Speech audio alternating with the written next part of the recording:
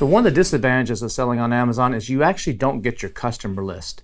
If you were selling on Shopify or your own website, you would actually know every single person that bought from you. You would know their name, their address, probably their email and their phone number. But on Amazon, unfortunately, that's not the case. The only time you actually get the customer data is if you're doing FBM. And so if you're doing fulfilled by merchant, Amazon has to give you at least some of the data so that you can actually ship the order.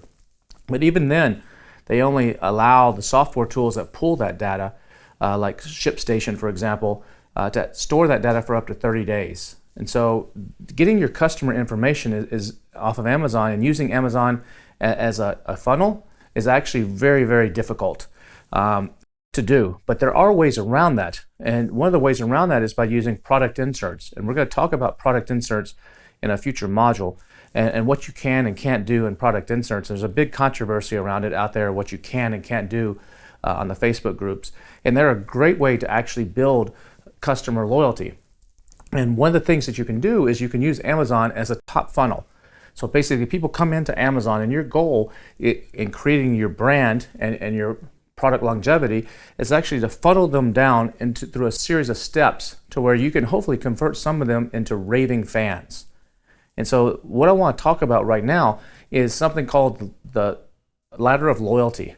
And so basically any customer, they can be categorized into 6 different levels. And some customers progress through all 6, and some never make it past the first level. But the first level of customers are basically suspects. And suspects are people that might buy from you.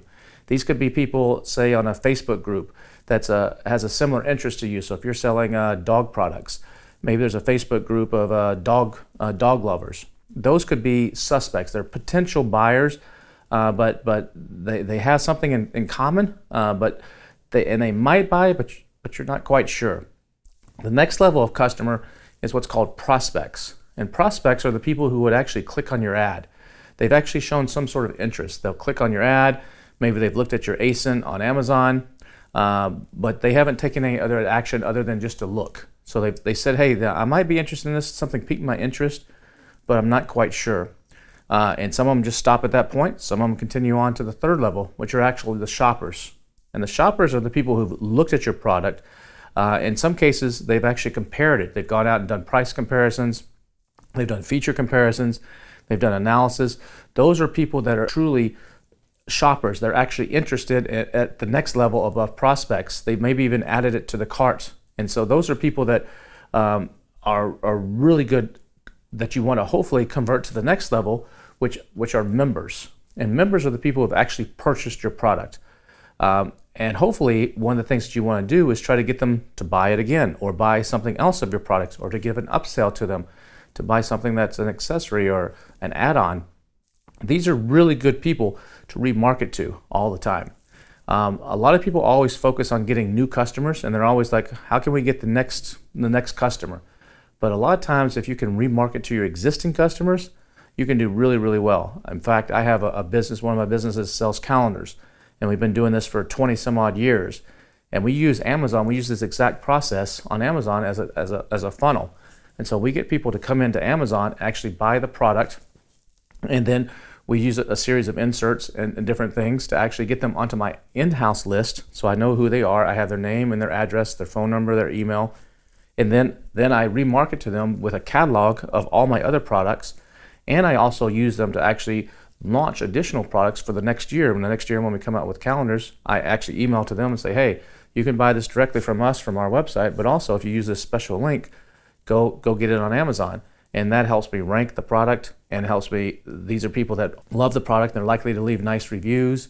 And so the members are someone you always want to focus on and remarket to them. Don't just put them on a list and forget about them. These can be, you can turn these people into some really good customers of yours, and especially if you can take them to the next level, which are advocates. Advocates are people who will organically recommend your product. These are the people that they see a movie and they tell their friends, hey man, you gotta go check out the latest Avengers movie or whatever. It was awesome. Those are advocates. You've got them to organically recommend. They're not paid for it. They're not prompted to do it. They just organically recommend it. If you can get someone to that level, they're basically influencers. So any kind of influencer, whether it be an Instagram or TikTok or something. Those can be advocates. And if you can convert members to advocates, you can do amazing things. And one of the ways you can do that is by giving them thoughtful gestures. It could be giving them something for free, or making them feel special as part of a VIP club, or giving them first access to something. Or there's a number of ways that you can convert members into advocates. But the holy grail is if you can get someone to move from an advocate to the 6th level, which is a raving fan. And a raving fan are people that will just go way out of their way to actually recommend your product. These are the perfect people that when you have a new product launch, these are people who I would get the product in their hands first. I would make sure that they are the first to get the new products, to play with them, because these people will shout your name from the mountaintops. And so if you can get people through this ladder of loyalty by using Amazon as the top of the funnel and work them through this funnel, and some of them will end up as a raving fan, you can use Amazon not only to make money, but actually to truly build your brand. And then you can do a lot of amazing stuff both on Amazon and off Amazon.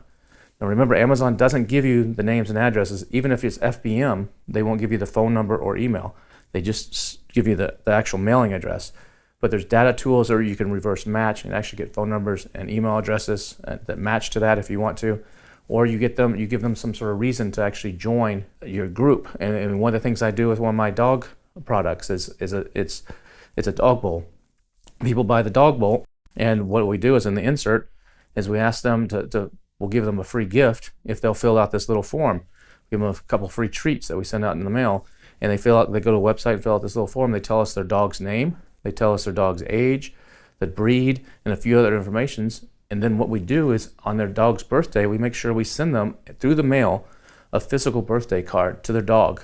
And when they get that just is, they're like, holy cow, that's a thoughtful gesture. And they're like, wow, this company remembered my dog, didn't send it to me, sent it to my dog.